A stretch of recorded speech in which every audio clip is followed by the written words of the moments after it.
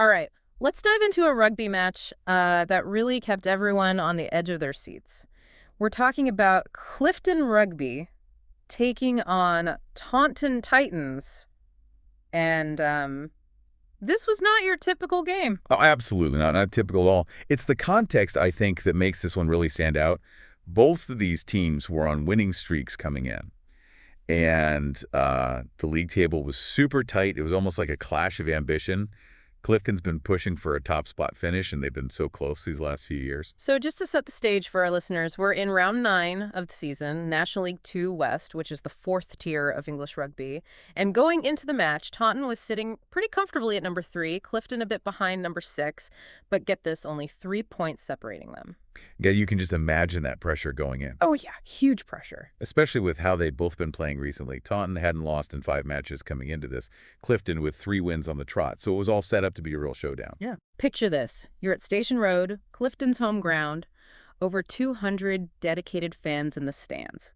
The energy is electric, and it's time for kickoff. And let me tell you, Clifton came out of the gate firing on all cylinders. Bruh. They absolutely dominated that first hour, 60 minutes. Oh. I'll explain how they did it. Oh yeah, break it down for us. What was the game plan? Their forwards were an absolute unit. They were just a well-oiled machine. Think of them as the offensive line in American football. Their job is winning that possession, controlling the flow of the game. And they did just that. They provided such a solid platform for their backs to attack. So it's like in basketball. When the point guard sets up the play, brings the ball up the court, and the shooting guard and the small forward look for the basket. Is that a good analogy? I'd say that's spot on. In Clifton's backs, they did not disappoint. They found those gaps, broke through tackles, just made it look easy at times. Look at Jake Holcomb, for example. First try of the match. Powerful catch and drive, a textbook example of strength and coordination between the forwards. And then A.J. Kilbane, another try for his tally. He's known for his speed. He can just weave through defenders like it's nothing. Absolutely. And let's not forget Zach Hamid. You should have seen him sidestep defenders. It was like watching a ballet dancer out there. It was beautiful. And all of this, it was part of a well-coordinated attack. It wasn't just these moments of brilliance. Taunton was really struggling to keep up. Clifton centers, Will Owen and Maddie Smith, really impressive too, shows just how strong their back division is. Reading the game so well, accurate passes, creating chances. The whole team was clicking. It's no surprise that Jake Buckley ended up being man of the match. He was so consistent throughout, great handling skills, always in the thick of things.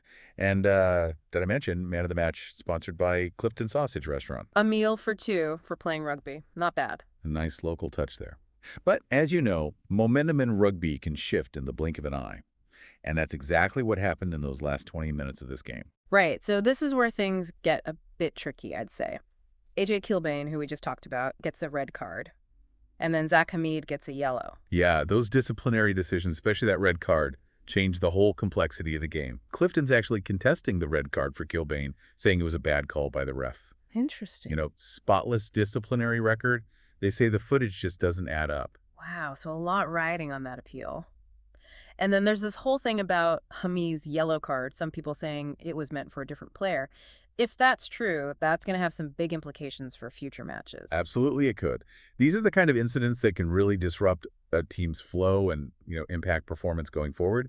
But despite being 2 men down, Yeah. Clifton held on. But I'll say, Taunton really gave them a run for their money. So we left off with Clifton in a bit of a precarious position. Oh, yeah, those cards, especially the red one for Kilbane, really could have changed the whole game. I mean, they were cruising up to that point, and then suddenly it was a real test for them. Yeah, up until then, Taunton just couldn't get anything going. It wasn't that they were playing poorly. Clifton was just executing their strategy perfectly. Exactly. But you have to give Taunton credit. They didn't just roll over. They saw a chance, and they took it. That's what's so great about rugby. Even when you're down, there's always that opportunity to claw your way back in. So how did Taunton manage to mount that comeback? What changed for them in that final quarter? Well, with Clifton down 2 players, Taunton could finally start exploiting those gaps in the defense.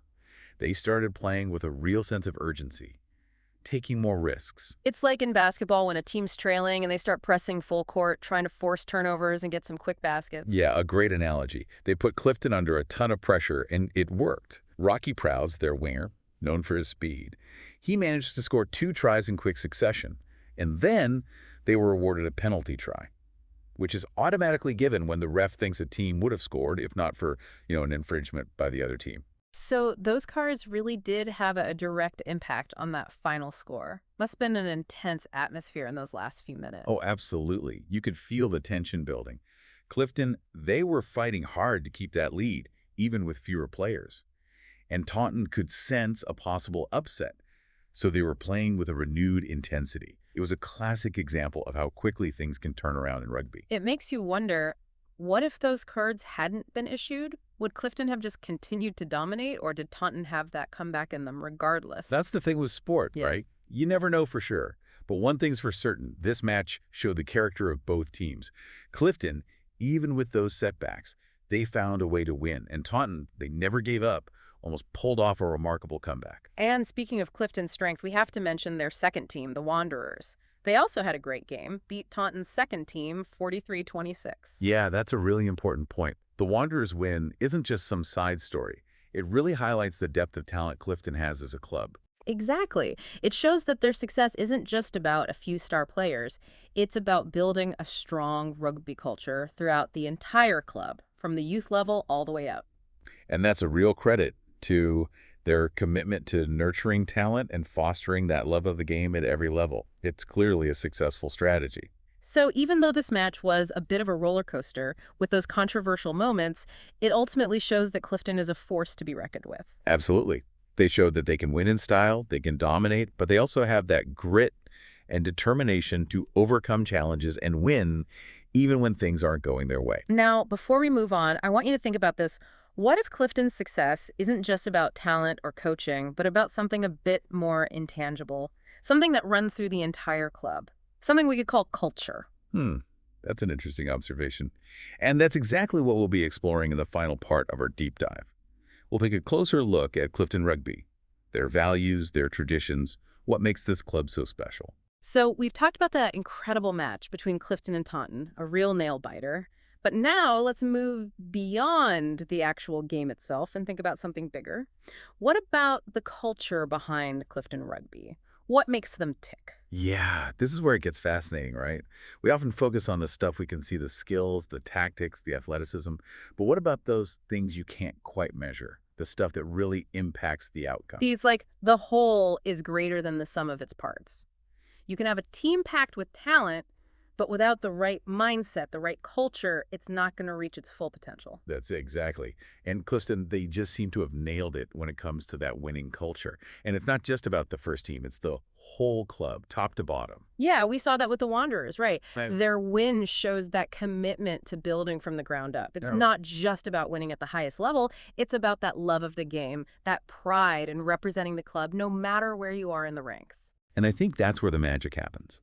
When everyone feels valued, when they feel like they belong, when they have a purpose, you get this incredible level of commitment that just translates to success on the field. It's about building a legacy, a tradition of excellence. And those 200-plus fans at Station Road, remember them.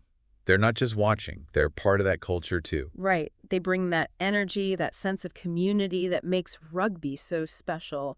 It's not just cheering for the team, it's supporting each other, celebrating together, learning from those tough moments. Absolutely. And we can't forget the people behind the scenes, like Roger Opie, the club reporter, and Ian Clark, the photographer. They capture those moments, the passion, the camaraderie, the highs and lows. They help to tell that story. It's all about storytelling, connecting those generations of players and fans. It's the heart and soul of Clifton Rugby. That's what sets them apart. It's not just about winning those matches. It's about building that community, fostering that love for the game, and creating a culture that inspires everyone. So as we wrap up this deep dive, I'm just really impressed with what Clifton has built. They've shown us that success goes way beyond the scoreboard. It's about the values, the connections, the legacy you leave behind. And they leave us with a question, a thought to ponder. What role does culture play in your own life? In your job, your family, your community? How does it shape you and your success? Absolutely. Something to think about. So until our next deep dive, keep exploring, keep asking those questions, and keep striving to create that culture of excellence in everything you do.